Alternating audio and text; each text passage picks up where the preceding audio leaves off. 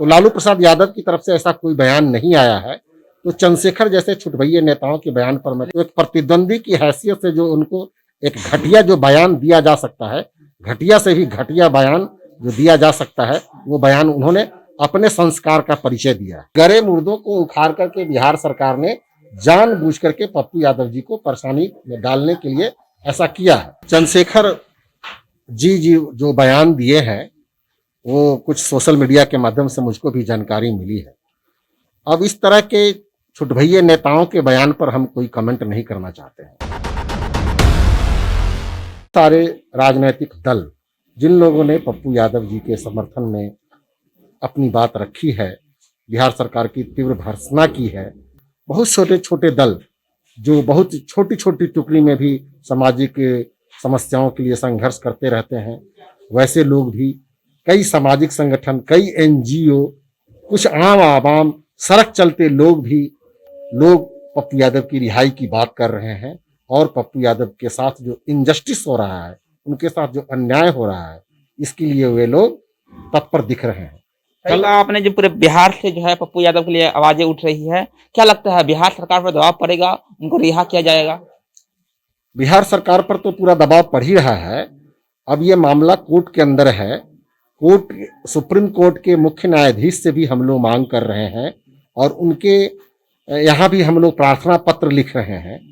हमारे कार्यकर्ता और कई राजनीतिक दलों के लोग, आम आवाम भी पप्पू यादव की रिहाई के लिए सुप्रीम कोर्ट के चीफ जस्टिस से भी प्रार्थना कर रहे हैं, क्योंकि यह सुप्रीम कोर्ट के मुख्य न्यायाधीश एन.वी. रमन्ना साहब के नेतृत्व में जो ट्रिपल बेंच था, उसका फैसला आया था कि कोविड के काल में अनावश्यक तौर पर किसी की गिरफ्तारी नहीं करनी चाहिए और अगर कोई पहले से ही छूटा हुआ है पेरोल पर, तो वैसे लोगों को भी जेल से बाहर निकालना चाहिए। इस गंभीर वक्त में सुप्रीम कोर्ट के चीफ जस्टिस का बहुत ही अच्छा फैसला था। उस फैसले के विरुद्ध भी बिहार सरकार ने श्री पप्पू यादव जी की गिरफ्तारी की है। यह सुप्रीम कोर्ट के चीफ जस्टिस के फैसला का अवमानना भी है। इसलिए हम उनसे प्रार्थना कर रहे हैं कि आपके फैसलों की अवमानना बिहार सरकार ने की है, इसलिए स्वतः आपको संज्ञान लेकर के बिहार सरकार पर कार्रवाई करनी चाहिए। मधेपुरा से आरजेडी के सांसद है चंद्रशेखर सिंह जी, उन्होंने कल एक प्रेस कॉन्फ्रेंस किया और उन्होंने कहा कि पप्पू यादव की गिरफ्तारी जो है वो बहुत पहले हो जानी चाहिए थी, चुनाव के वक्त ही पप्पू यादव की गिरफ्तारी हो जानी चाहिए। क्या लगता है, आपको लगा था जो आरजेडी जो है आपके साथ खड़ा होगी, लेकिन अब आपके साथ खड़ा नहीं है, क्या कहना है? मुझको इस पर सिर्फ कहना है कि चंद्रशेखर जी जो बयान दिए हैं वो कुछ सोशल मीडिया के माध्यम से मुझको भी जानकारी मिली है। अब इस तरह के छुटभइये नेताओं के बयान पर हम कोई कमेंट नहीं करना चाहते हैं। हमारा सीधा, हम लालू प्रसाद यादव जी को हम उस पार्टी का सुप्रीमो मानते हैं। लालू प्रसाद यादव जी की कोई टिप्पणी आती है तो मैं समझूंगा कि वह पार्टी की टिप्पणी हो सकती है। लालू प्रसाद यादव जी का हम काफ़ी सम्मान करते हैं, हमारे नेता भी सम्मान करते हैं। सामाजिक न्याय और धर्मनिरपेक्षता में विश्वास करने वाले सभी लोग उनका सम्मान करते हैं। तो लालू प्रसाद यादव की तरफ से ऐसा कोई बयान नहीं आया है। तो चंद्रशेखर जैसे छुटभइये नेताओं के बयान पर मैं, लेकिन तेजस्वी यादव की तरफ से भी कोई बयान नहीं आया है, तो क्या समझा जाए? आरजेडी जो है पप्पू यादव को लेकर खुलकर बात नहीं कर रही है, तो इसको क्या समझा जाए? जब तक बयान नहीं आता है तब तक मैं अपनी ओर से कोई प्रतिक्रिया नहीं करूंगा। चंद्रशेखर जी के बयान को हम लोग कोई गंभीरता से हम लोग नहीं लेते हैं। लेकिन वो चूंकि वो एक सामान्य रूप से वो उनके प्रतिद्वंदी थे विधानसभा चुनाव में, तो एक प्रतिद्वंदी की हैसियत से जो उनको एक घटिया जो बयान दिया जा सकता है, घटिया से भी घटिया बयान जो दिया जा सकता है, वो बयान उन्होंने अपने संस्कार का परिचय दिया है। वो अपने संस्कार का परिचय दिया होगा। आपने जिस अपहरण के केस का मामला जिसको लेकर के पप्पू यादव जी की गिरफ्तारी हुई है, उसके जो दो अपहृत व्यक्ति हैं, तथाकथित अपहृत व्यक्ति, उमाकांत यादव और राम कुमार यादव, इन दोनों व्यक्तियों ने कल परसों से ही इस बात की साफ तौर पर खुलासा कर दिया है कि ये कन्फ्यूजन में हमारे लोगों ने उन पर अपहरण का केस किया था। ये मामला तो बहुत पहले हम लोग ने सेटल कर लिया था, वो आपसी सूझबूझ से खत्म हो गया था। इन गरे मुर्दों को उखाड़ करके बिहार सरकार ने जानबूझ करके पप्पू यादव जी को परेशानी में डालने के लिए ऐसा किया है। इसका बयान, उन लोगों का बयान आ गया है। बजाबता उमाकांत यादव की बेटी की शादी पिछले 17 फरवरी को हुई है, उसमें भी गए हैं हमारे नेता। मैं भी साथ में था उस दिन शादी में मैं भी शामिल हुआ था उनकी बेटी की शादी में। इवन उमाकांत यादव के दो दामाद हैं, उन्होंने पप्पू यादव की रिहाई की मांग की और बिहार सरकार की इस कार्रवाई की निंदा की है। राम कुमार यादव का बयान आ गया है, तो अब तो वो केस ही बेसलेस हो गया ना। और मैं पहले दिन से ही कह रहा था, जिस दिन उनकी गिरफ्तारी हुई थी उस दिन से मैं कह रहा था कि ये मामला तो कब का ठंडा अवस्था में डाल दिया गया है, वरना 32 वर्षों से कोई मामला पेंडिंग रहता है क्या? वो तो आपसी सूझबूझ से उसको बहुत पहले सेटल कर लिया गया था। हो सकता है न्यायिक प्रक्रिया के अंतर्गत कुछ टेक्निकल, कुछ लीगल, कुछ चीजें होंगी जिसके वजह से वो एक अंजाम तक उसको नहीं लाया जा सका है, लेकिन ये मामला तो कंफ्यूजन के स्टेज में शुरू से ही था। जिस दिन ये उन पर एफआईआर दर्ज किया गया था उसी दिन से कंफ्यूजन के स्टेज में था। लोगों ने माना था कि ये बहुत ही कंफ्यूजन के स्टेज में ऐसा किया गया है।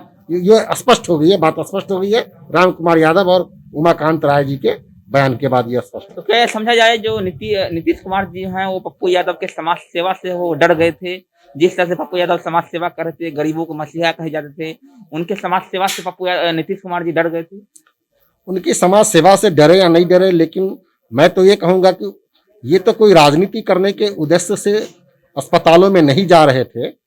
ये बिहार सरकार के स्वास्थ्य व्यवस्था का पोल खोलने नहीं जा रहे थे। ये तो जा रहे थे कोविड मरीज के दुख दर्द को देखने और उनको जहां तक हो सके उसकी समस्याओं का निराकरण करने। क्योंकि हमारे नेता बहुत ही संवेदनशील और मानवता प्रेमी है, इनसे किसी दूसरे का दुख देखा नहीं जाता है। ये हमेशा किसी की सेवा में तत्पर हो जाते हैं। तो जो लोग भी इनके दरवाजे पर आता है खाली हाथ नहीं जाता है, और ऐसी घड़ी में जो कोई भी आता था तो उसकी मदद करने के लिए वे वहां पहुंच जाते थे। इनके पहुंचने के बाद मीडिया बंधु लोग के द्वारा बिहार के स्वास्थ्य विभाग की हकीकत का पता चलता था। तो इसमें गलती कहाँ उन्होंने की है? अगर ऑक्सीजन की कालाबाजारी हो रही थी तो वो दिख रहा था, दवाओं की ब्लैक मार्केटिंग हो रही थी तो वो दिख रहा था, वेंटिलेटर्स रहने के बावजूद भी वेंटिलेटर्स का उपयोग नहीं हो रहा था टेक्नीशियन के अभाव में, ये दिख रहा था।